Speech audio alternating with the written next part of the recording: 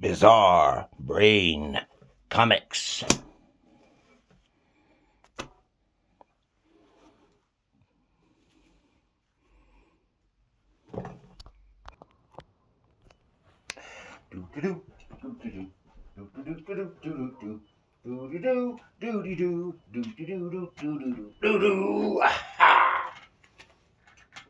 There goes the Spider-Man.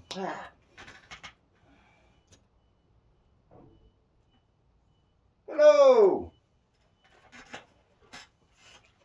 Once again with Bizarre Brain Comics. Today, as you could probably tell, we're going to talk a little bit about Spider-Man. This issue here is Marvel Tales, starring Spider-Man. It's number 36 from 1972. Now this issue was actually a reprint. Unfortunately, it doesn't say which one it's reprinted from, but it's from the Amazing Spider-Man from probably 4 or 5 years before that. And this is In the Clutches of the Kingpin. So from what I can tell, this is the first appearance, or at least Spider-Man's first encounter with the Kingpin of crime. He probably made little appearances or references to him in a couple issues before that. I can't remember, because I've had this book for ages, and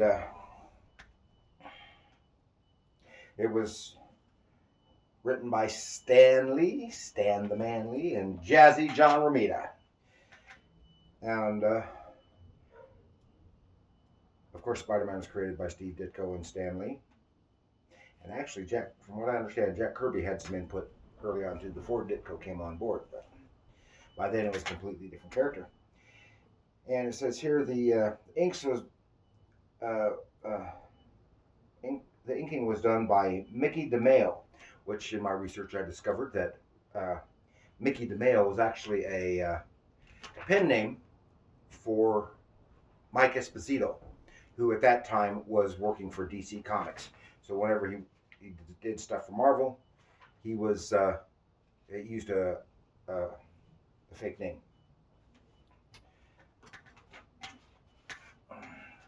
And at this time, Spidey was involved a lot with organized crime and a little less with the supervillains. Of course, the Kingpin kind of bridges that gap of organized crime and supervillain.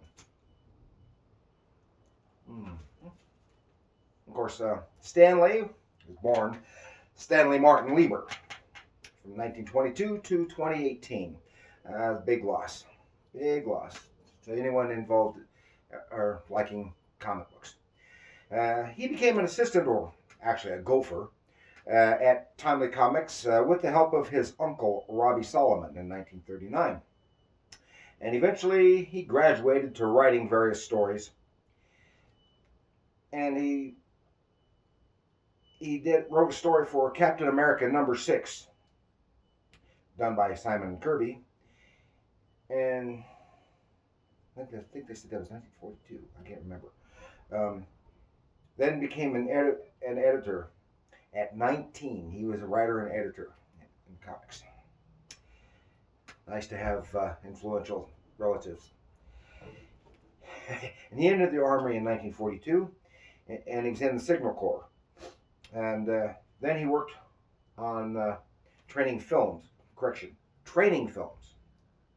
He didn't train the films. He continued writing for comics for Timely while in the Army. And after the war, he returned to Timely, which later became Atlas, and continued to write and edit through the 50s and 60s. In collaboration with many talented artists, he co-created most of the major Marvel characters in the 60s, such as Spider-Man with Steve Ditko, or the Fantastic Four, Hulk, Thor, and X-Men with Jack Kirby. Iron Man, too. And don't forget Doctor Strange. Although I think Ditko had a lot more to do with Doctor Strange than Stan did.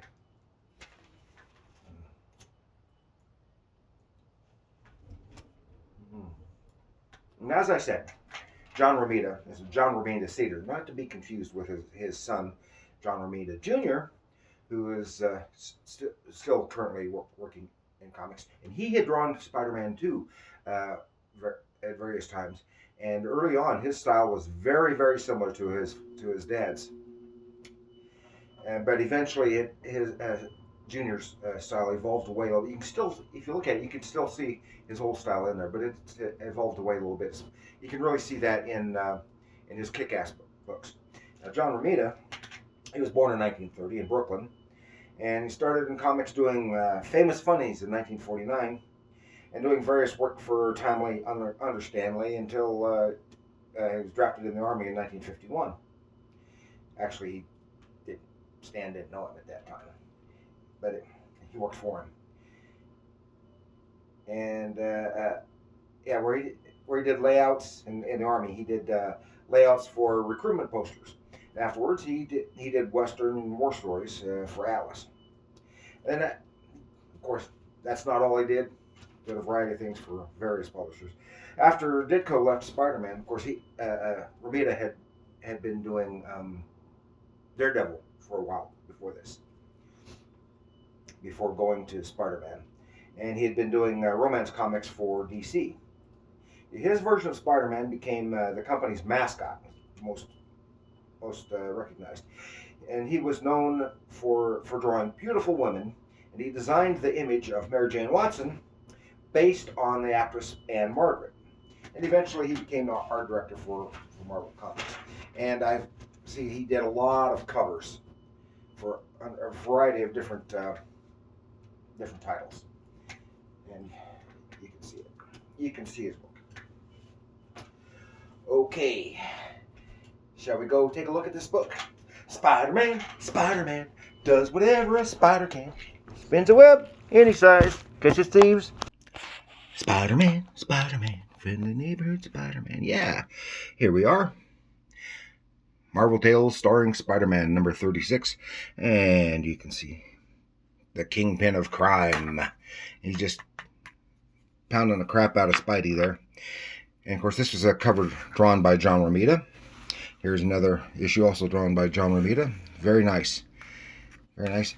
And his art on especially Spider-Man became so iconic. Here we have a novel from 1979.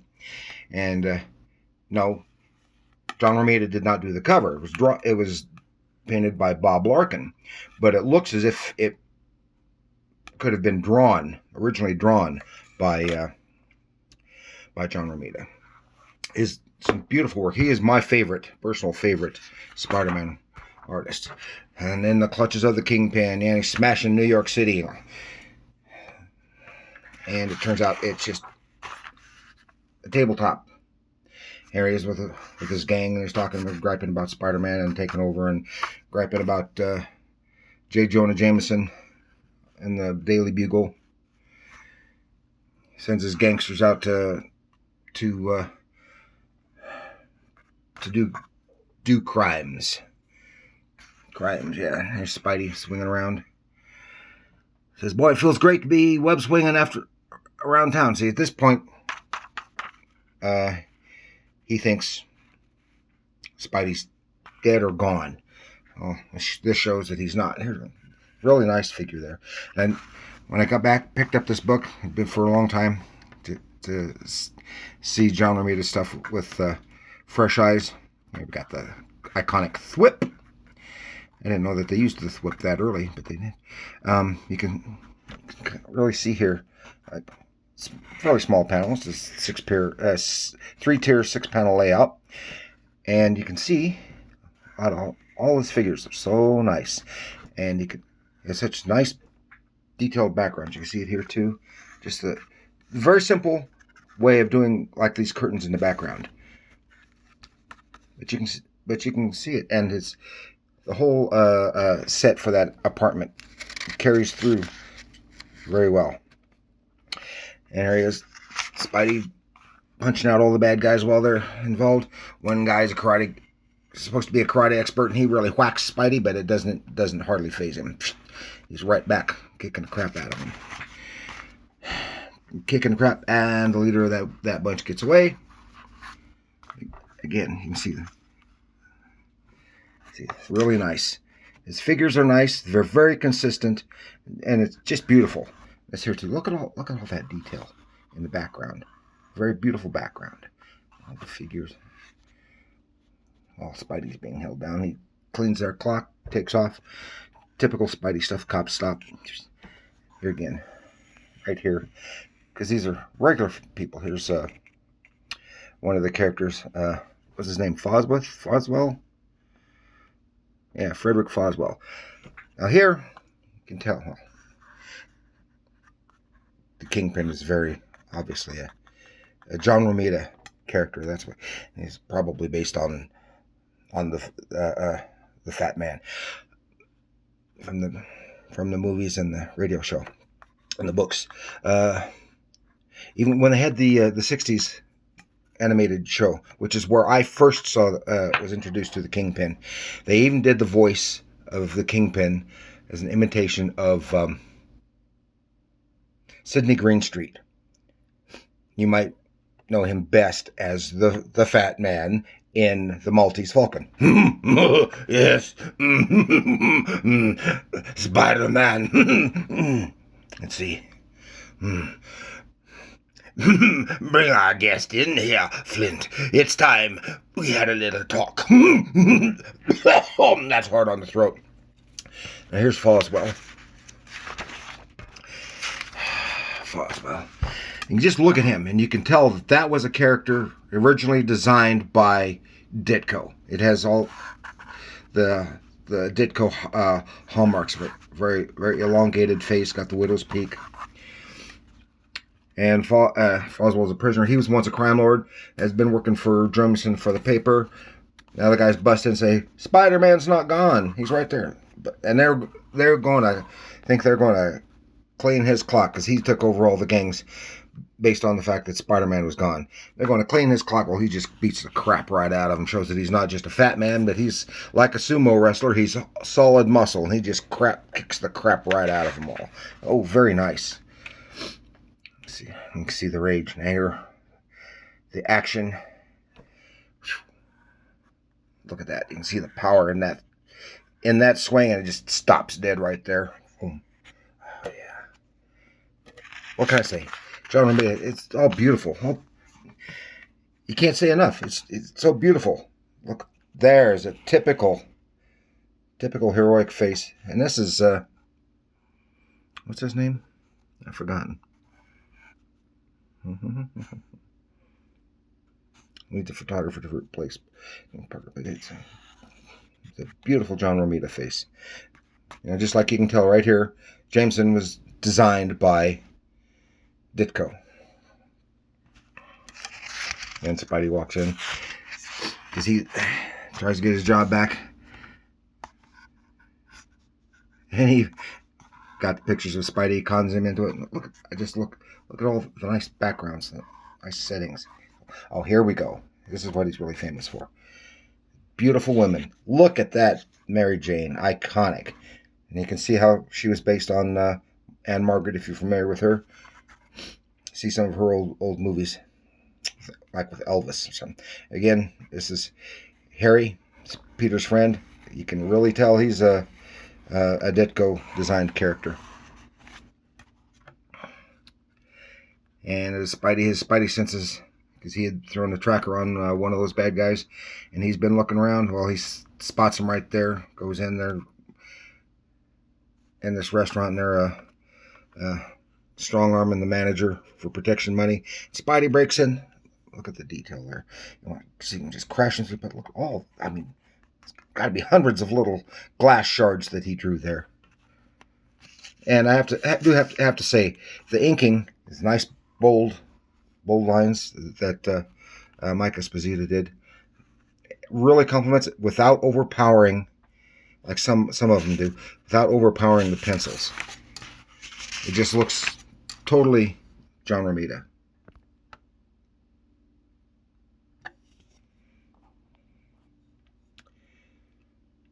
Yeah.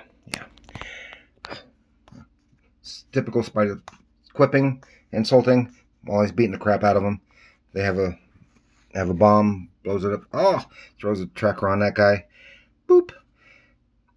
Now Spidey has to save today, hold up the beam while everyone gets out, so he gets out just in time. And the slightly exaggerated way he moves, but the beautiful figure. He made Spidey a little more muscular than Ditko did, which I think is good, but not as muscular as some of the other artists later did. Of course, later they made him leaner again. Again, all these people, they come kidnap J. Jonah Jameson, going to take him to the Kingpin. Okay, at this point, this is when they're talking, is the first time Spidey heard about the Kingpin. And all the gangsters, they look like gangsters, like right out of Central Casting. They look gangsterish. Here we go. J. Jonah Jameson being taken before the Kingpin with Foswell. Oh, Foswell! Are you really here? Is it true that you've joined forces with the Kingpin? Ha! Of course, Foswell is actually torn. Because it's basically, again, he's under duress to join forces. Spidey tracked him there. Good, typical Spidey pose. Something that he doesn't use much anymore in the comics is the spider signal. Psh, let them know he's there. They rush out, and then he webs them up. Now is when he has to take on Clean Circle, but now is his first encounter with the Kingpin. Now the Kingpin later, many years later, became an iconic villain for Daredevil. I think that was in the late 70s and early 80s. And he was the main villain in the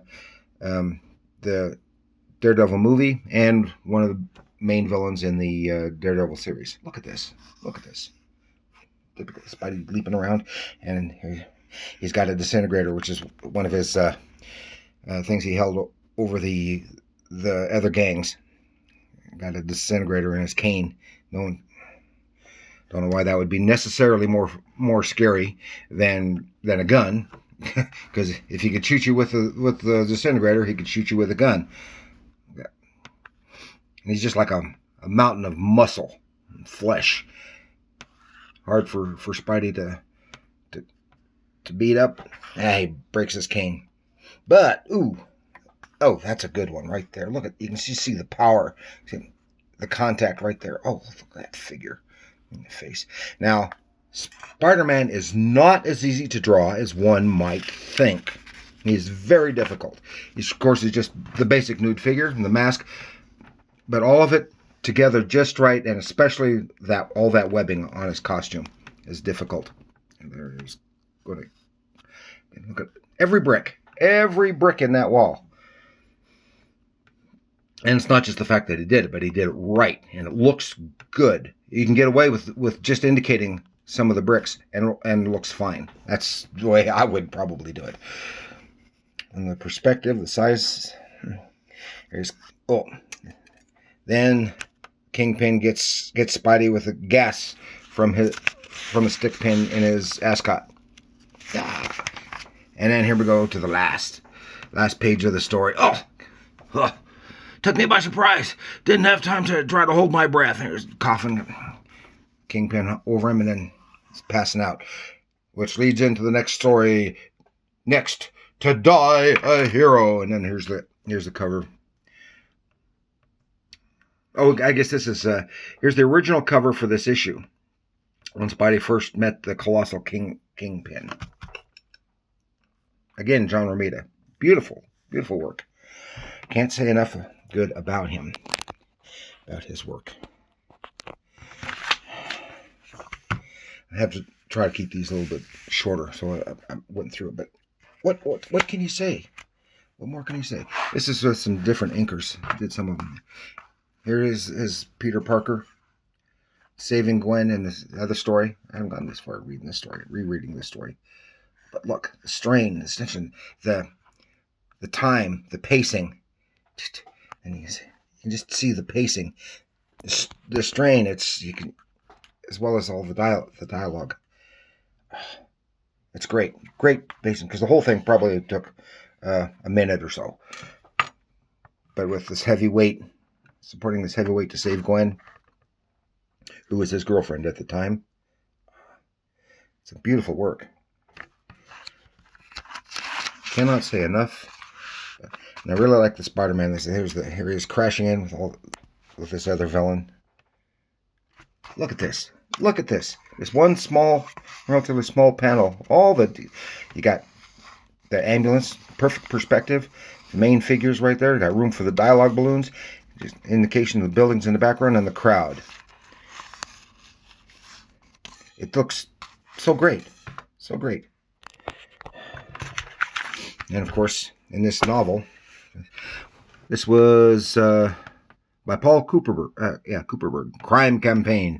And the villain, again, is the Kingpin. I think this is before he moved on to being featured in Daredevil comics. All great stuff. All great stuff. And it's a good book. I mean, I've had this book for 42 years now. And I've read it a few times. This was in '79. They published a whole series of novels based on the comics, original prose novels. See, original prose novels. The very first one was Spiderman. It was a different one. They had 2 or 3 Spider-Man novels. One that has Spider-Man and the Hulk. Had 2 or 3 Hulk. They had Marvel superheroes that had short stories of various characters, including the X-Men, and had Doctor Strange and Iron Man. I can't remember what else. That's just about it. I think they did a dozen of them. Okay, that's great. I hope you like that. I sure do. And remember, there's an iconic wall crawler. Get that in focus. There's iconic swinger. And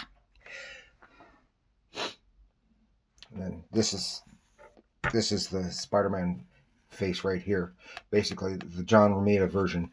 That was the insignia, the mascot for Marvel Comics. All the Marvel Comics for several years, when they had the thing down here in the corner, and it had his face on it, and sometimes just his face up in the corner.